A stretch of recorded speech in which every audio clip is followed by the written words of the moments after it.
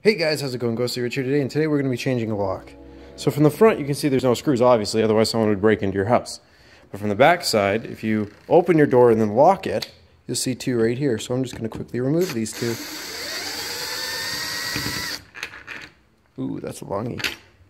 Put that one down here.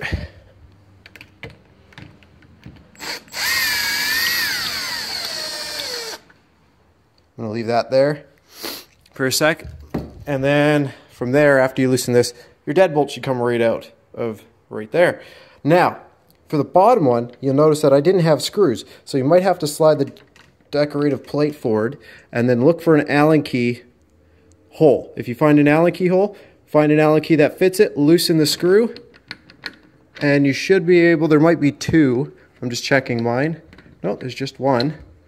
And you're just going to loosen this until it comes off like so.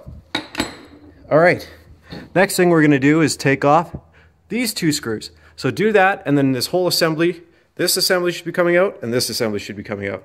So once you've pulled those two sections out, you should be just grab and wiggle. Take that one. This one, you'll have to take out the two Phillips screws right here, and then wiggle that one out as well. So when putting these in, pretty easy. Look it up. Put it in up. Deadbolt up top, like so. Make sure she's pretty good in there, you know, just like that. And then the bottom one, pretty simple as well.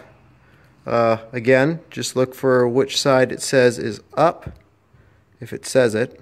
If not, it's fine. Should be like this anyway. So that way it slides on smooth and then goes into the barb for close. And then just squeeze that on like that and put your new cover plate on with the two new screws. But if you want, before you do that, let's put our assembly together. Another thing you got to remember is to adjust the shank. So this is in the center. How you do that is quite simple. Move the shank. You'll notice that you need a flat blade screwdriver in this hole. All you do is you push the lock out like that. And then once the lock's out, you can actually screw this sideways like this to either shorten it or to make it longer. And again, you just turn it, push in, and then turn it and then push out, depending on which one you want, and just make sure it locks in like that. You can just compare it to your other one, and then you'll know, like you can see here, it was a longer one. Alright guys, so how this is going to go is, now that you've got it just like this, I'm going to just slide the shaft through just like this. Sorry. So the shaft just goes through the center, your two screws line up, and then this goes in like this. Now, the other thing I forgot to mention is if you want to, you can always measure out and drill that hole. For me, I'm not going to because the previous handle didn't even have it, and it's the same handle. So I grabbed it and I unscrewed it. It comes with a little hex on the end, and I just unscrewed it out. You can always add it for more stabilization.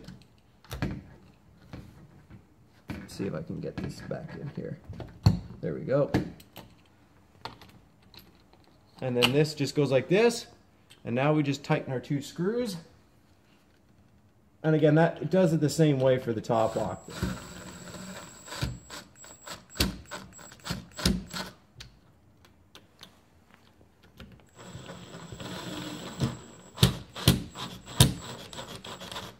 Perfect. So just like that. And then I'm going to line this up over this. I'm going to line it up on the outside, and then I'm just going to tighten it down by hand. Always tighten these down by hand, you don't want to squeeze it. Just another thing, in the video I noticed that I didn't show you really. Make sure that you latch it this way so that it's flat. I did it the wrong way, as you probably see when I was screwing the two screws in. But once you get that, locks in, deadbolt locks, you're all good. Awesome. Thanks again for watching. Like the video if it helped you out, and subscribe for more.